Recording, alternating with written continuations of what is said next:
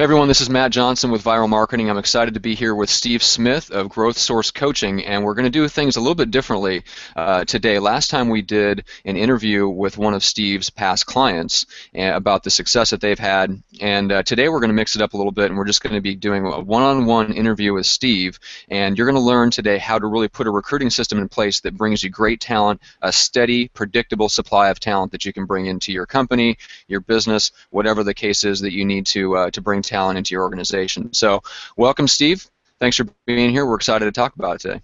Yeah, Matt, thanks a lot. I think this is a great topic. A lot of the clients that I've worked with in the past and continue to work with today are actually struggle various times with this topic. So for them and for everybody else that's listening, take some great notes, because this can really remove a lot of headaches that typical business owners have just trying to keep their staff full and productive and doing what they're supposed to be doing.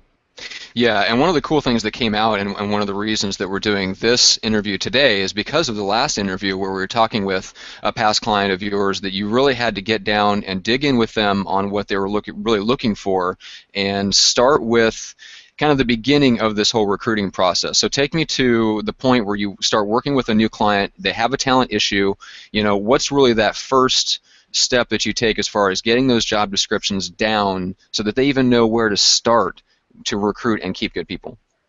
Okay, the first thing I look at is, what exactly are you looking to recruit for? Because typically what I find is in maybe stress type positions. Every company has them. There's a lot put on them. There's a lot expected from those individuals, and sometimes those are the positions that turn over more than they should. So usually by the time I get there, it's not the first time it's happened. They've already had turnover in that related area. So the first thing I look at is, what are you looking for? What are your job descriptions? In fact, do you have a written job description for every single position in your company? Amazingly, most people don't. They've been in the business for a long time. They know what that person needs to do. They've hired several people like that, so they kind of have it in their head. And that's not the place to have it. You need to really have a very clean job description. It only has to be one page. But it really has to say, what's the primary reason I'm hiring this person? What are they responsible for accomplishing? And then what kind of skills and personal attributes should they have so that they become a great fit for the culture you have? Because most of the time when people don't work out, it's not because they're not getting paid enough, and it's not because they're not working hard enough. It's usually because they don't feel like they're a fit with who they're working for, and that just eats on them. And eventually, if you don't let them go, they find another job and they leave on their own. So getting that job description down is paramount. Okay, so take me through a little bit on how the job description, like I can see how it's extremely helpful to the person on the receiving end. They have very clear expectations. They know kind of what the culture is coming in, so it helps weed out the people that that's not a good fit for, and at least they come in knowing exactly what's expected of them and what success looks like. But take me through on the business owner's end of things, how it helps really clarify and how that ripples down the line and affects everything else in the recruiting and the hiring process, having that one page really set job description that you as the owner can refer back to as well. Okay. The reason it's so important to put it on paper is because once it's down on paper and you look at it and you read it, it's a confirmation that this is what you've committed to going out and finding. And recruiting is like hunting. You always have to be out there looking, even if you don't have openings at this point in time. One of the things that I try to get people to do is make recruiting a regular part of their operating their business. If you're out at networking events, if you're out with clients, if you're at associating meetings or conferences, you've basically got to have those descriptions kind of queued up in your head so you know what you're looking for. If you run into someone you think is really good, you like the way they handle themselves, you have some great conversations, and you start to go through that Rolodex and saying, okay, where would this person fit?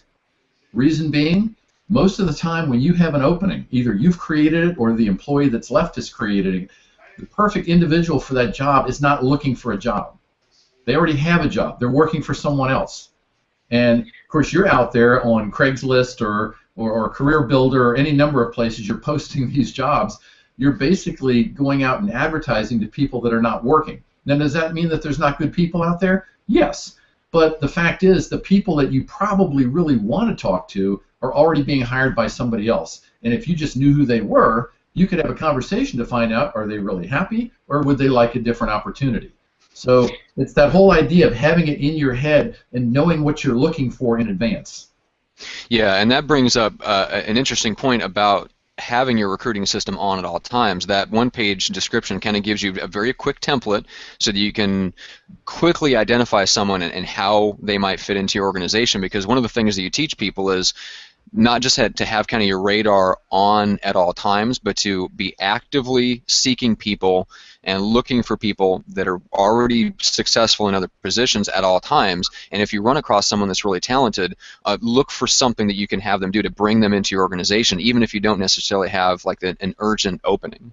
Absolutely. In fact, once you have these things on paper in documents, one of the best things you can do is put these documents on your database, on your cloud system, wherever all of your employees have access to for various, information on policies and procedures and benefits and other things that relate to them being able to do their jobs well.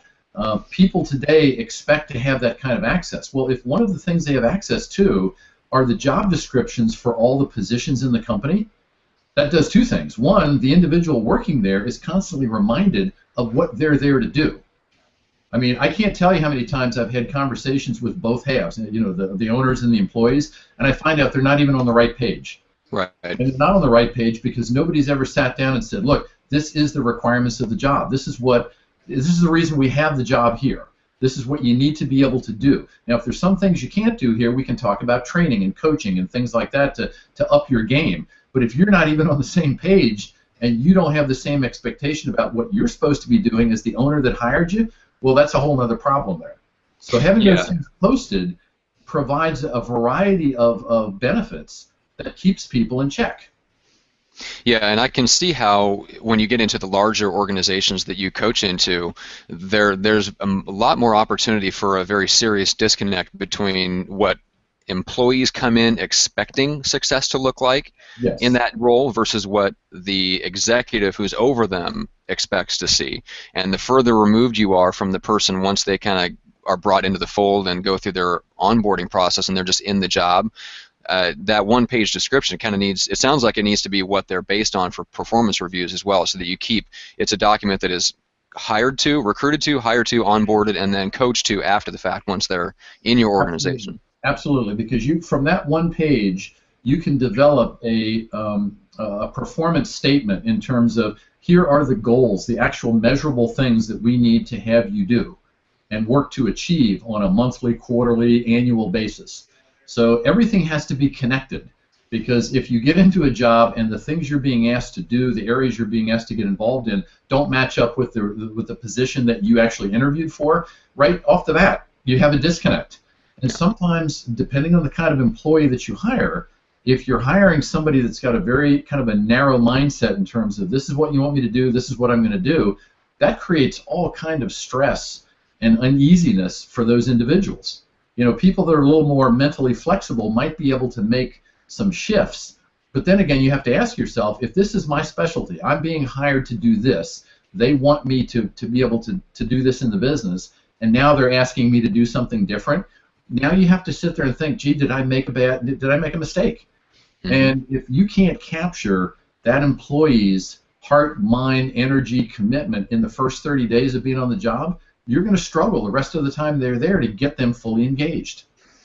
Yeah, and that's when we can get into that a little later on in the onboarding process, but that's a huge key. But keeping on the recruiting side of things, so whether you're an owner of a small business that needs to hire people that directly report to you, or let's say you're an executive in a large organization, you still need to hire your direct reports. Let's talk about how to kind of keep your radar on and always stay on the lookout for the talent that's out there and around you. And you talked about the one-page description being part of that, because it gives you a really quick kind of thing that you can match up people that you meet against that and quickly determine if they're a good fit. What are some other really practical things that people can do to just keep their radar on and in their business and social life when they're meeting people, to kind of keep the radar on and know when they've stumbled across somebody that might be a good fit? Okay, many times you may find yourself, let's just say you're at a cocktail party, you're playing golf someplace, you're doing something that's not actually on the job related. you're going to run into people and have conversations and immediately figure out that this individual is probably not somebody that you would hire, but they may be a great networking conduit to the people you're looking for. So you have to make sure that at the end of that conversation, when you give them a business card, just, a lot of times people hand over cards and they never do that call to action. What would I like you to do? I will do something for you. What can you do for me? So if there's no other reason, you're not going to do business with them, you just like playing golf with them, but you think that they're well connected in other areas, you let them know. Say, hey, from time to time, I'm looking for really good senior management talent. I'm looking for really good IT people. I'm really looking for people that are cutting edge in marketing. If you know people like that, give me a call. Let me know. I'm always willing to talk to them, even if I don't have an opening at the time. Because what you're doing is you're building up, you're building up your Rolodex of potential people.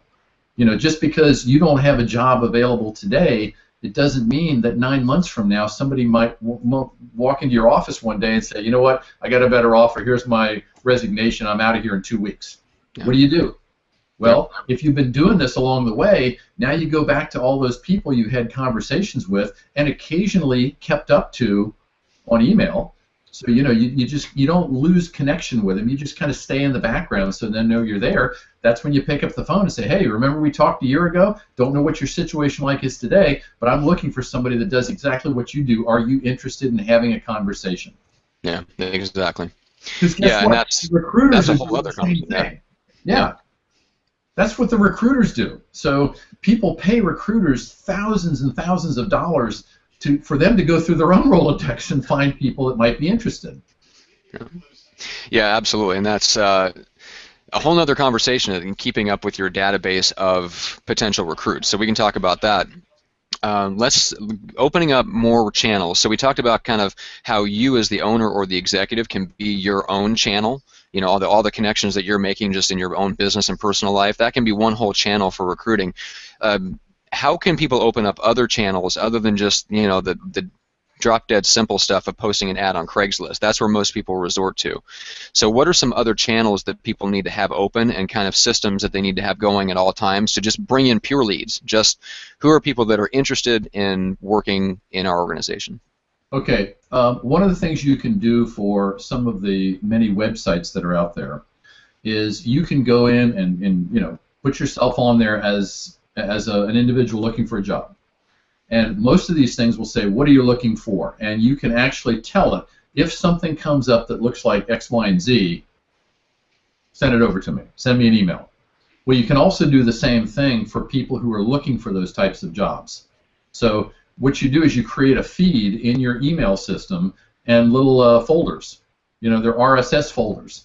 And for various websites, you can actually have them drop people's interest. Somebody gets on on Monster or Career Builder, and they're basically saying, this is me. I'm looking for this kind of job, because they're looking for the job feeds, which you're looking for the candidate feeds. So it's another way to be able to just get kind of an ongoing stream of individuals that you might be interested in talking to. If you're in a situation where it's imminent, there's a position that's going to be open, or maybe in fact one has opened. One of the other things I find that business owners tend to neglect is going to their existing employment base and having everybody look for them. I mean, all these folks work in the company. They already know what the owner is probably going to be interested in. They already know the environment, so they know what people are going to be. They're going to be able to acclimate to that style of working. And so all you do, you go to the various levels of people in your organization that you think are going to have connections and might know people that would be interested in being talked to. I can't tell you how many times clients of mine have found really great hires, not because they went through a recruiter, not because they went online, but because somebody else in their office knew someone from a prior business that they thought they should talk to. So it's really not a matter of, get their resume in here because if I like them, I'm going to give them an offer on Friday. It's basically, look, if they have any interest, let's just have a conversation. Mm-hmm. Let's take the stress out of it and just find out if there's a general fit and if there's any interest before we go to that next step. Yeah, and that's one where we've had really good personal experience, and I think part of it is just because of the work that we do every day. We're very focused on database and referrals, and that has bled over into our recruiting in the sense that most of our really good hires, I would say probably 80 to 90% of our hires are all from personal referral of some kind from employees that already work there. Right. And it just, because it's so ingrained in our culture, that's what we teach our clients to do anyway in other areas. So it comes very naturally to us, but I can see how if you're not in that mindset every day, that gets overlooked a lot. And then even having just your employees take that one-page job description, if you have something like that available, you can say, hey, blast this out, Facebook, link to it on Twitter, whatever the case is, and you give people in your organization a really easy, simple tool to get the word out. If you don't have that one-page job description, asking people in your organization to let people know you have a job opening, they're never going to do it because you're putting all the mental work of creating that post onto them. Well, absolutely. And in fact, if somebody comes to me and says, hey, do you know someone that might be able to do this type of a job? Maybe it's an entry-level manager, maybe it's more of a senior-level director position or, a C-suite position. The first question I'm going to ask them is, do you have a job description?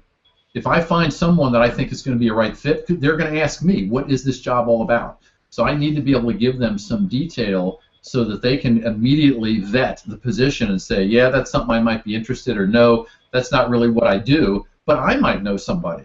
So you're basically networking your network for opportunities to talk to the right person. Yeah. Yeah, and that leads us into the next section, which is once you've got your recruiting channels going, you're going to have this ongoing stream of people, these candidates or whatever, personal connections, resumes, whatever, however they're coming in, you're going to be in contact with a consistent, predictable stream of people that possibly can come into your organization and be successful. So you talked a little bit about it and just touched on it, like keep in touch with them through email, maybe give them a call when you have something. What do you do in the meantime when you have this group of people that have come into contact with you? You have nothing, but you need to keep in touch with them somehow to keep them warm and keep your company in front of them. How do you do that? How do you teach your clients to do that? Typically, and it really just depends on the type of job and the way the client is set up. So as an example, I have a gentleman I work with that has locations across the country, and he periodically has to travel. And so usually he's traveling to New York because that's a location. He's going to be traveling to Atlanta. He'll end up the second half of this year having to go down to Miami. So I tell him, when you go out there, you're going out there to see the office personnel, right? Yes. You're going out there to hopefully get in front of a few large clients or a couple of prospects, maybe help the local salespeople, close the deal. Yes. Who are you going out there to visit that could be good potential for you down the road? Nobody. Okay. Why isn't that on your calendar? Why not spend maybe a lunch or a dinner? You don't have to see a dozen people. All you have to do is see 2 or 3 people that you've stayed in contact with, that you would just like to meet up with again. It's totally casual. You don't want it to have any of this stiff business look to it. It's just a total, hey, I'm in town. I enjoyed our conversation last time. Are you free for dinner? I'd love to get in touch with you again. Just pick your brain about the industry, find out how you're doing. Most people are not going to turn that down. Unless they know something about your company and they have absolutely no interest in going in that direction, and you haven't developed a good enough relationship that can transcend the business that you're in, they're probably going to say, no, I don't really have time. But other than that, you're not going to get people turning you down. The whole idea, though, is when you're going in these different areas, take the time to reach out to 1 or 2 people that you've made a connection with, and just say, hey, I'd love to meet for coffee. We've been connected on LinkedIn for a year now, and I like what you're doing. I'm always looking for people that I think have great insight in their industry. I'm going to be up in that market in 2 weeks. Would it be possible for us to get together and have breakfast? Mm-hmm. You just build it into your normal routine, and what you find out is nobody gets stressed over that. Everybody's daily agenda usually has some squishy stuff in it, stuff that you're just doing out of habit, but it's not really the highest best use of your time. So if you get in the habit of thinking about this, it's not that difficult to incorporate it into your daily routine. Yeah, perfect. Okay, so we've talked about nurturing, basically your leads, your connections that you've established. So let's say that you have a need. You go ahead and you find someone that's the perfect match to your one-page job description. You feel like you've brought them through the process. Take me through a little bit about just culture fit, because you touched on that briefly. But in the hiring process, what are you looking for, and how are you getting to know someone and what they prefer in a culture to see if they're a good or a bad fit? Typically, if I get to the point where I want to have a conversation with someone that I really feel, if they were available, if they were interested in maybe a higher level opportunity, a new challenge, something like that, I would want to start having that semi-serious conversation to figure out if they would be a good cultural fit. So typically what you have to do is ask them, just take me through a day. Take me through a day in your own company.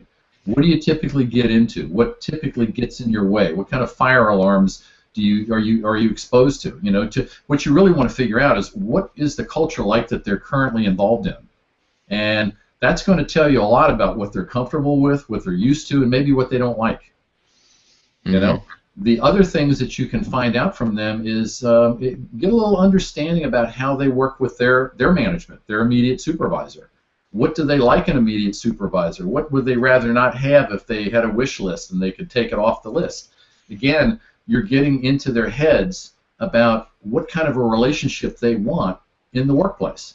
Some people just like to know exactly what the expectation is. They want a little freedom to go out and do it. They like the check-ins. They like to keep tethered, to the people above them. That's totally fine if that's what the job requires. If you like people that want to, they want to have some authority and some running space so they can actually go out and get it done, and on routine check-ins come back and say, here's where we're at, here's what I think we ought to do, kind of take ownership for their own position, then you've got to make sure the person you're talking to has a mindset for that. Because if they don't have a mindset for that, it's going to be very difficult to all of a sudden flip them and get them used to working like that. Yeah, very much so, and that should come out in that, I guess what you call like a discovery process of really finding out enough about them to know if they're a good fit, behaviorally, culturally, and then if they have just the skills and the mindset to pull everything off. So let's say you get to that point where you feel like you're comfortable with that section of it. So you've gone through the culture fit, you feel like you've found the rock star, that's really going to be a good fit in your organization. Talk to me a little bit about the process of making that offer and selling them on joining your organization, especially when you're talking to successful people that are in some other organization. They're not hiring because they are out of a job and on Craigslist. You're Right. trying to lure them over. Tell me Absolutely. about that and how that sets you up for a good onboarding process. Okay, before you can actually get to the point where you're offering up a new opportunity and it has all the bells and whistles in it that individual is looking for, you have to know a little bit about the individual's, their own value set. What's important to them? For a lot of people today, making more money is not necessarily at the top of the list.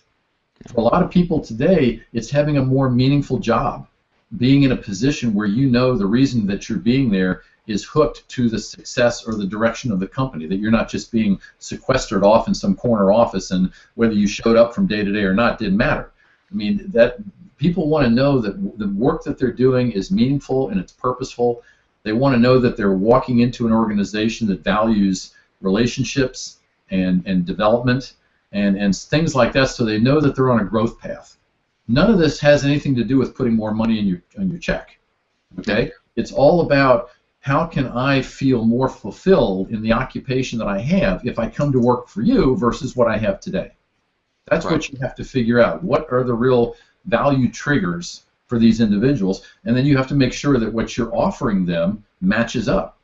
I tell people all the time, when you have someone that leaves, whether you have to ask them to leave or they've just decided to leave and maybe you didn't see it coming, rather than sitting there and going into kind of fire alarm mode, sit back for a minute and say, this is a perfect opportunity for me to upgrade my team.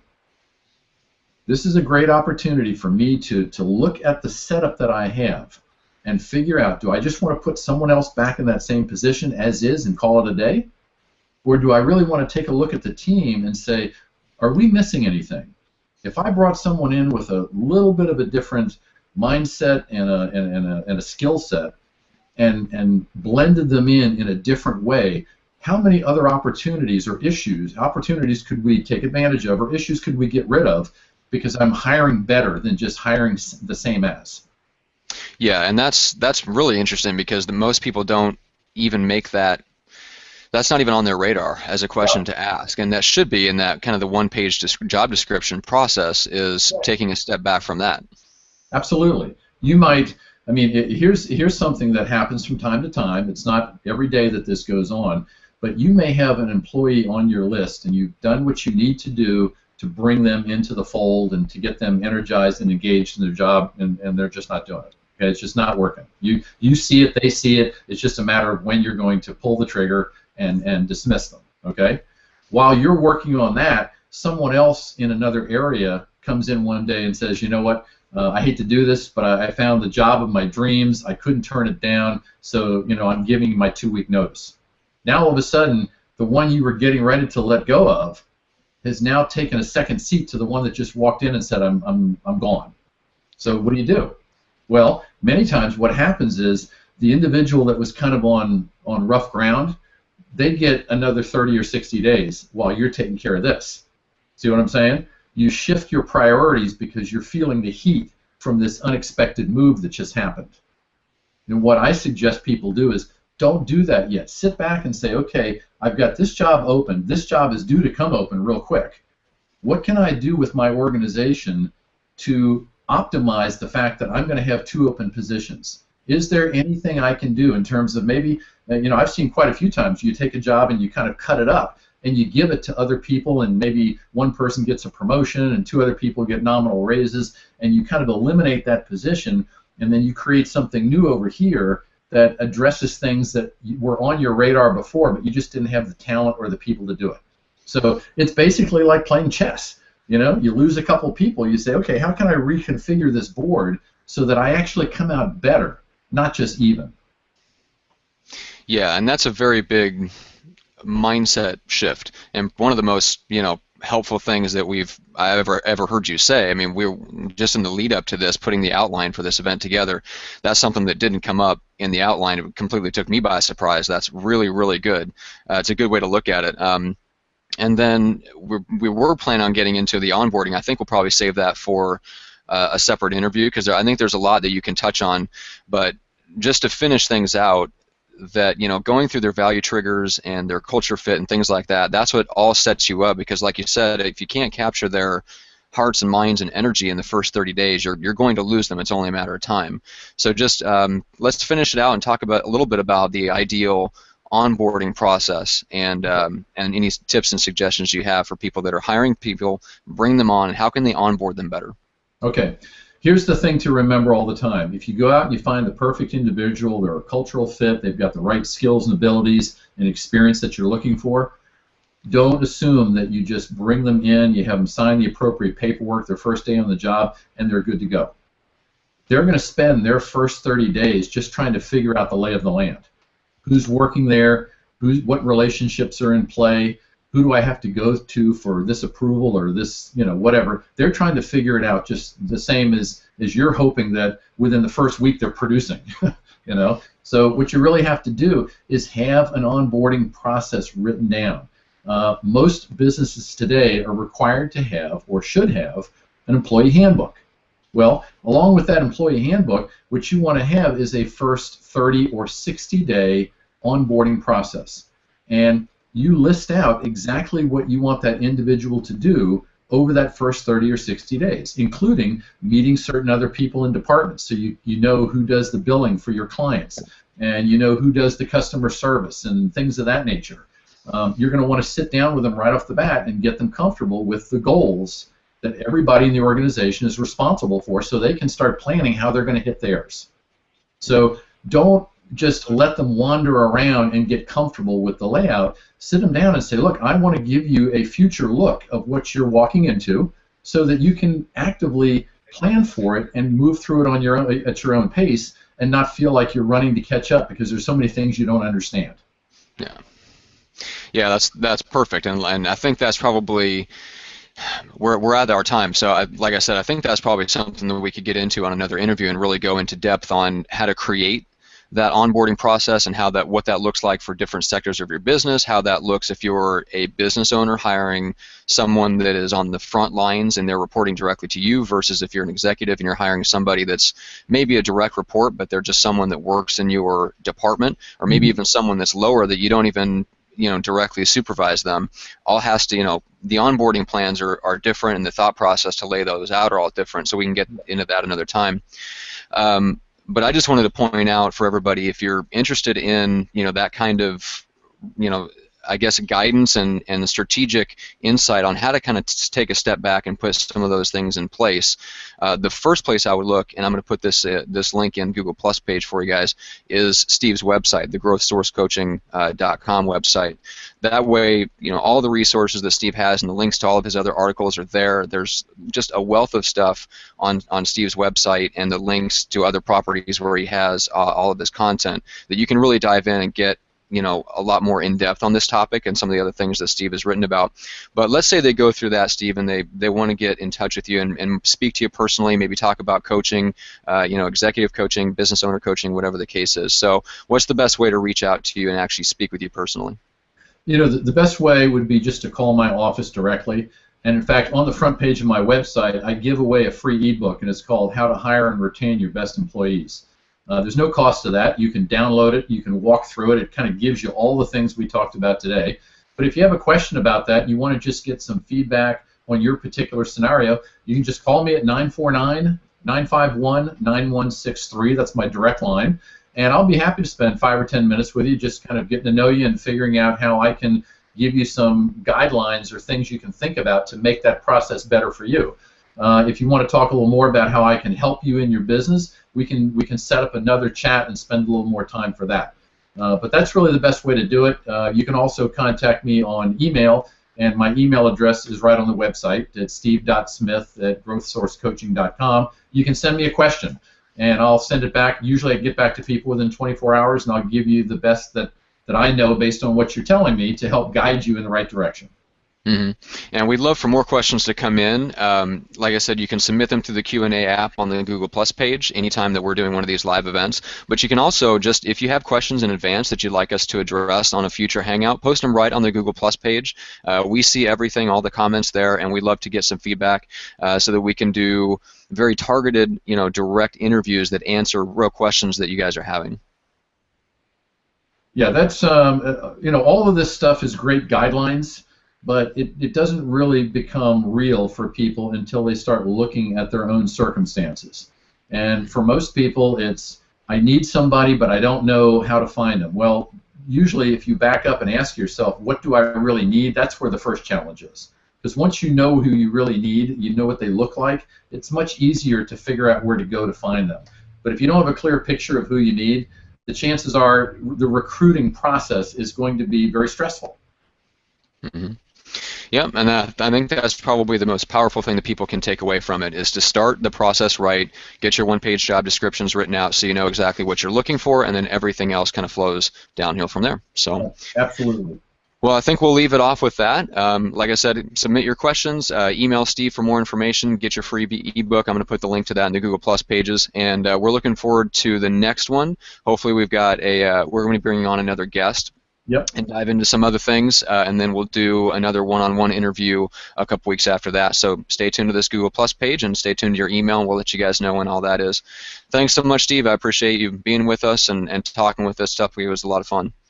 And Matt, thanks for hosting these, because this is really cool the way that you guys handle this. I mean, it's almost effortless, and the value of being able to get this content out immediately on the internet is what really makes this whole thing worthwhile. Cool. Awesome. All right, guys. Until next time, we will see you later. And if you have any questions, right on the Google Plus page, and we'll see you at the next Hangout. All right. Take care.